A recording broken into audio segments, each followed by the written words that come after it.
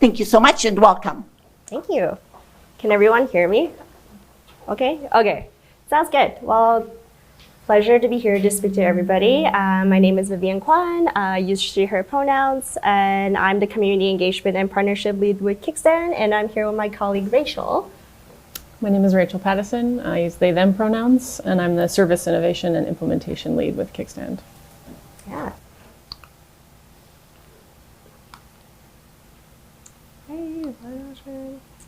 Yeah, so before we dive right into Kickstand Connect, we thought we might give a little bit of a historical overview of who we are as an organization. So Kickstand, we don't really have a formal mission or vision statement per se, but as an organization, we have a key number of goals that we really strive to accomplish within the Alberta community. So yeah, just in summary, we work to ensure that there is rapid access to easily identifiable, integrated health and social services that enhance quality of life, build capacity, and address mental health and wellness for young people. We also aim to transform pathways to care systems by bringing community partners together, nurturing reciprocal relationships, and providing a provincial framework to enhance success. We actively engage in innovative research that is focused on improving service and health outcomes for young people and their families and caregivers. We also aim to maintain accountability to Alberta young people and families and caregivers in all we do through intentional engagement practices. And last but not least, we're also committed to practices and policies that ensure justice, equity, diversity, inclusion, and decolonization in a manner that recognizes ongoing learning and growth. So just a little bit of a timeline here. Before we become Kickstand, we were known as the Alberta Integrated Youth Services Initiative, for short ABIYSI. Still pretty much a mouthful now, we try to say the name. But during that time in 2019, it really came to a realization that we probably should do a little bit of rebranding and thinking about the future of our organization. So as a result, we did some rigorous consultation and engagement with the young people and families and caregivers within Alberta, and that accounted to about 530 hours or so of engagement. So there were a lot of conversations that we had with everybody. And as a result from the recommendations and comments, we formally established and renamed as Kickstand. So we are a nonprofit organization officially as of 2020. And moving forward to 2021, we got to have some fun with our young people across Alberta. So we co-created a texting program with a number of young Albertans called More Good Days. So pretty much what the program is a program that we get people to subscribe to pretty much every day at 9 a.m. sharp. They will get an uplifting, affirmative, and positive message that is written by one of our young people. It was an adaptation from one of the programs called Text for Hope that originally birthed from the U of A. And moving forward to 2022, this was also the year that I started with Kickstand. We officially launched our virtual clinic in May 2022, and it is up and running. We currently offer free counseling for mental health and substance use, peer support, employment support, and also a number of groups and workshops in collaboration with a number of community partners. So we'll talk more about that later on. And some of our hopes and dreams and current state. Right now, we are in the process of hoping to bring a physical center in Edmonton. So the conversations are going well. We're looking at finding partners are willing to co-locate and provide services to our young people. So hopefully that will be a reality in sometime, I like to say end of spring, early June 2024, but we'll keep everybody posted about that. And I'll pass it off to Rachel. So I thought I'd talk a little bit first about the model of care that Kickstand operates on. So as Vivian mentioned, we're an integrated youth services initiative. So basically, the integrated youth services model looks to provide easily identifiable, youth-friendly one-stop shops where a young person can go and access a range of services kind of all in one location. And so the services that they can access, can include but aren't limited to physical and sexual health, mental health and substance use, peer support, and then social services. So that's a very broad bucket that can include things like education and employment, housing, justice, social recreational programs, and things like that. And so the integrated youth service focus is really on, well, there's a couple different ones, but some key ones are really on creating that positive help-seeking experience for a young person so that they're more likely to come back and access other services in those core service streams. The other focus is on early identification and early intervention of mental health and substance use. It's also on really supporting a young person to manage their own recovery and well-being. And then finally, it's on facilitating kind of seamless navigation to more specialized services for those young people who might require it. And so an integrated youth service is going to look a little bit different in each community. So they're all going to adhere to sort of a common set of standards. They're going to utilize a stepped care model of service delivery, but then they're going to be able to kind of have the flexibility to tailor the services that are based on what's in the community, who's in the community, and the composition and the needs of the young people in that area. And so that sort of idea of co-location that I mentioned, so co-location is ideal, right? Doesn't necessarily always guarantee coordinated care. So the focus is really on collaborative and creative partnerships between and across services. So the idea is to have kind of capitalize on all the good work that other services and agencies and institutions in a community are already doing, and look at kind of bringing them all under that one roof, so that the onus, I guess, of service navigation is on the services as opposed to on the young person who's seeking care. So you can go to the next one. So the integrated youth service model is really gaining momentum across Canada, and it's quite well established internationally. So internationally, some large IYS organizations you might have heard of in Australia, it's called Headspace. They have hundreds of locations all across Australia. They've been around for 10 or 15 years. In Ireland, it's called Jigsaw. There's one in an area of California called Alcove. And then here in Canada, there is an integrated youth service initiative in all provinces in one territory at kind of various stages of implementation. So some well-established ones in Ontario, it's called YEG, or Youth Wellness Hubs Ontario. British Columbia is called Foundry. Quebec has Aerovert. Manitoba just launched last year with 5 locations, and they're called Huddle. So there's really lots of interest and momentum gathering around this idea of integrated youth services for young people. So you can go to the next one. And yeah, I mean, I think some of the presentations that we heard earlier covered some of those statistics, right? In terms of the kind of state of mental health of young people in Canada and in Alberta. So 3/4 of all mental health diagnoses are going to occur between the ages of 12 and 25.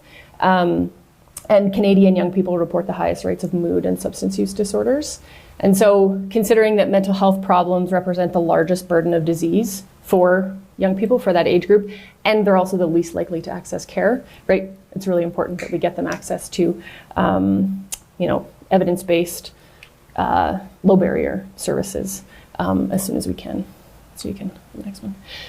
So now I'm going to talk about Kickstand Connect. So Kickstand is the kind of parent organization. Kickstand Connect is our virtual service. And so as Vivian mentioned, kind of the long-term vision is to have a combination of physical locations and supported by our virtual clinic. So Kickstand Connect is operating. It's been operating now for just over a year. However long Vivian has been working with us. So right now we are open Mondays, Wednesdays, and Thursdays. So Mondays and Thursdays we're 1 to 9. Wednesdays we're 5 to 9. And so right now we're offering walk-in or same-day virtual mental health, substance use counseling, peer support, employment services, and a range of groups and workshops. And so our groups and workshops are primarily operated or offered by our community partners. So in a couple slides, Vivian will go through kind of who our community partners are, who are offering programs and workshops under the Kickstand Connect sort of umbrella, if you will. So right now, everything is, there's no referrals, it's self-booked, so a young person goes to the website, decides what service they want, and can just book it themselves on the website. So in terms of like service, like model of care, I should say, for mental health, we're kind of really operating right now on that single session solution focused approach. So a young person can come as many times as they want. There's no limit to the number of appointments that they get. With the single session model, they're not guaranteed the same provider. You come back every week, but it'll depend who's on shift, and they get that kind of single session of support. And the same with substance use and peer support. And this month, we've actually also launched a short-term counseling option as well. So a young person has the option, kind of after a bit of assessment, to be assigned to kind of one provider for a number of sessions. What else? I don't think there's anything on. You can go to the next slide. Usually I do this live and I just show people the login. But because of the setup tonight, I can't show you live. So if you're curious, you can follow along on your cell phone. If you go to mykickstand.ca/connect, that's our clinic landing page. So kind of I envision it as our like virtual waiting room, if you will. So kind of you go to the virtual waiting room, and it kind of gives you information about Kickstand Connect and the service. And you can kind of jump straight to the schedule where you can see what appointments are available on what day. And so these are just screenshots of the calendar schedule. So you can see, okay, if I clicked on the day of the week that I'm looking to book on, then I can see what services are offered on that right-hand menu on the calendar. And then they'd click on the service they want. You can go to the next one. Click sign up here, and then they're given a couple of registration questions. And so there's only 9 registration questions. So they, pick the date and time of the appointment they want. And then all the questions they're asked are email address, name. We don't require their legal name or anything like that, just a name that we can call them. Phone number, date of birth, kind of where they are in Alberta. We ask gender identity, racial or ethnic identity, and then kind of a couple questions on like who they are. So if they're a young person themselves, or if they're a parent or a caregiver who's accessing support for their young person. And then a question around if they hadn't accessed services, where might they have gone? And so that's kind of the brief rundown of Kickstand Connect. Kind of long-term vision is to really roll out more services across all those service streams. So down the line, we're hoping to see primary care, maybe access to specialized primary care like psychiatry on the clinic, and more services in the social service, substance use, and peer support kind of areas. So that's kind of generally where we are and where we're going with Kickstand Connect. And then I'll pass it back to Vivian, I think. Oh, you can go. Yeah, so I thought we might just provide like a brief overview of our community partnership process. Just really try to simplify it down into like a couple points. I usually like to say we have 3 specific buckets. We usually start with the initial engagement, where we would have those like feeler conversations with potential organizations in Alberta and see if there might be a possibility to collaborate. And if there is something that really sparks the interests of both parties, then we would usually go into a conversation about potentially establishing an MOU between the two of us. That would usually be the engagement part. And then we also do a mandatory consultation process, which would involve our young people. And if it's a workshop or group that's targeted to more families and caregivers, we would try to connect them to a network of family and caregivers so they can kind of do their elevator pitch and also just share about their facilitation process of how they would offer the group when they are on Kickstand Connect. And going after completing the engagement step, we do something called onboarding process, which would be handed off to our virtual clinic manager. She will usually facilitate like training processes for the facilitators who will be offering the group, so they get a sense of like how to operate the back end of the virtual platform. Rachel usually also demonstrate like the platform live, but today, like I said, we don't really have that feature to do it, but if anyone's interested for like a quick demo, definitely hit us up. And yeah, I guess the last bucket is just pretty much follow up and maintaining that relationship, seeing if there's any way we can provide support to make the next sessions smoother. So that's kind of our process in a nutshell. And right now, these are some of the partners that we have on Kickstand Connect. So there are definitely some familiar organizations, I'm sure. Canadian Mental Health Association Edmonton, they currently offer a suicide bereavement group on the Kickstand Connect platform. YMCA, they offer their YMIND program, which is a training program to help young people learn how to cope with their anxiety. Converse and Cook, they are also an Edmonton-based program that works on community building and through the way of teaching folks how to cook. So they get to learn like a skill as they engage with each other as well. Sages, they are an organization based in Calgary. They currently offer a real talk session that focuses on raising awareness on relationship violence. And Family Advocacy Support Center, previously known as Starlings, they're also Calgary-based. They provide workshops that help young people raise awareness around how to navigate a parent who has substance use challenges. And EDSNA, the Eating Disorder Network of Alberta, they're also Edmonton-based, but I believe their scope is somewhat provincial-wide. They offer awareness sessions on eating disorders, and we also have Free Your Mind, which is a youth-led organization that's based in Edmonton. So they coordinate, I think, seminars bi-monthly and also run a podcast and create resources for youth in particular around mentorship. So they're pretty cool. Lifeboat, as they don't really have their name under their logo, and I was only able to find their logo, but they are a family skills training organization that support families and caregivers that are, I guess, supporting a young person that has mental health challenges. And last but not least, Cognitive Corner, their founder is based in Calgary, so I assume they're actually Calgary-based. Things get a little bit confusing when you're all online, you don't know where everybody is. But yeah, they offer a session and workshop currently on how to set boundaries and consent for young people. So those are our current partners. We're always looking for new partnerships in the community, whether it's in Edmonton or across Alberta. So yeah, there's still some conversations on the way that we might bring new folks on board. So we're excited to announce them later on in the year.